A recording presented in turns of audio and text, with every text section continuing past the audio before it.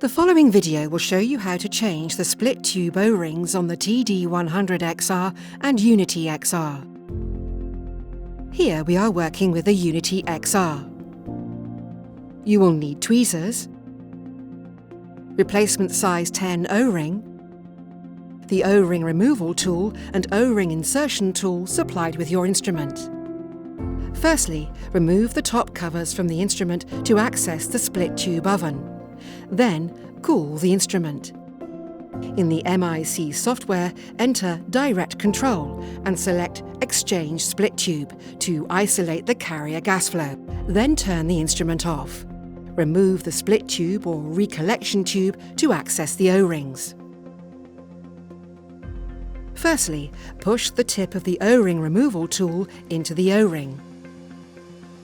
Do not fully pierce the O-ring, as you may scratch the inner metal surface.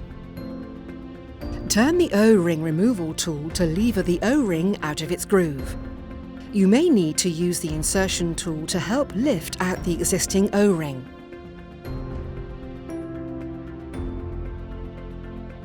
Take the new O-ring and compress it slightly to an oval shape. Pinch with your tweezers and insert halfway into the instrument. Use the O-ring insertion tool to push the inner half of the O-ring into the groove. Push down on the protruding end to force the O-ring fully into the groove. Smooth the O-ring into the groove to ensure that the O-ring is not twisted or bulging. Repeat these steps for the second O-ring. Now replace the split tube or recollection tube and replace the instrument cover.